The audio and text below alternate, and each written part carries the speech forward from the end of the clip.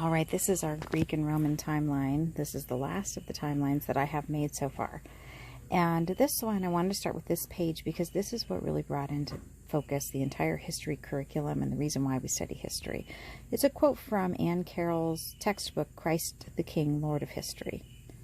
To find the most important event in the history of the world, we must find an event that had great influence at the time it occurred, that is still influencing history at the present time, and that even made a difference in history before it occurred.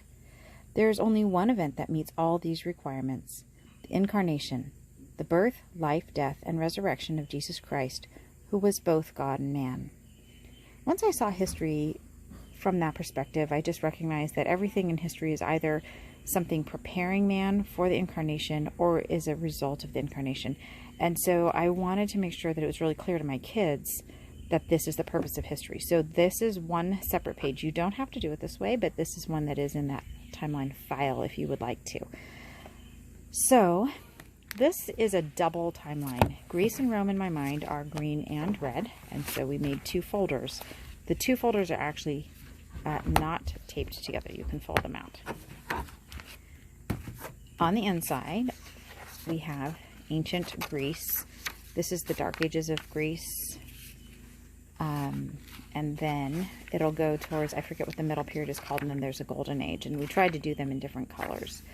Here on the timeline, you can see we did some color, and this is, I wanted it to be clear how Rome and Greece, what's going on in each one at the same time. So this is the Roman period of kings, so we went ahead and made a red line on the timeline to show that, and then this is, the classical period of Greece, starting at 500, and so she started with a green. I think she forgot to actually put the green on the line. Oh, here it is, over here somewhere. It's a little hard for me to see through the camera. So as you can see, we changed colors as the ages changed. So then when it became the Hellenistic period, we got darker, and that's also, shown here in the top and the bottom. And then, let me see. So like all of the other timelines, important things that happened, we just put a number, and then the number goes on the line where the date would be, and then down here she put her little explanation. These were all the things. She took an LS class with Laura Berquist in ancient history, and so she had the opportunity to have a lot of reminders to add things in, a lot of information. So she added a lot more information than some of our other timelines have had. But the basic timeline dates, I believe, are all in Designing Your Own Classical Curriculum in that 7th grade year. Okay. When we got to the middle, you can see now the Greek period actually doesn't, let's see, so we're in the Roman period, and then here is the center with Jesus. And then turn the page.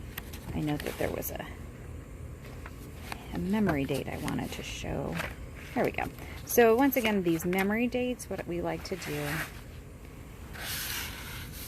is attach them to the timeline with the dotted line. These are just dates that it's worthwhile knowing. This is one of the 4 dates I was forced to memorize as a freshman in high school. And knowing that date has actually been really useful. Why is the fall of Rome important? Because it totally changes world powers, and the next stage in history, medieval history, you're going to have individual states the way that we think of them now, like England and Spain and France. And but until then, Rome was the world power. So a lot of times I had a hard time understanding why we suddenly went from Rome to like Europe, but that is why, because Rome as an empire fell.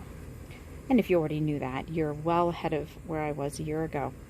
Okay, so that was where the memory dates go. And then the last thing is just pointing out again that this space at the bottom is if you have a child who's artistic or likes pictures or finds pictures useful, this is a space where you could add that kind of thing. I think the Charlotte Mason Book of Centuries especially encourages pictures. And I myself am very visual. That's why there's like gold for when Jesus was born and died, when the incarnation happened. Red for Rome, green for Greece. So if that is helpful to your child, add it. And these we did, I'm going to tell you, 100 years per page for Greece and Rome once things were heating up. But in the early years, I think we did longer stretches because it just becomes unwieldy. Let's see. Oh, no, we didn't. We did actually do 100 years.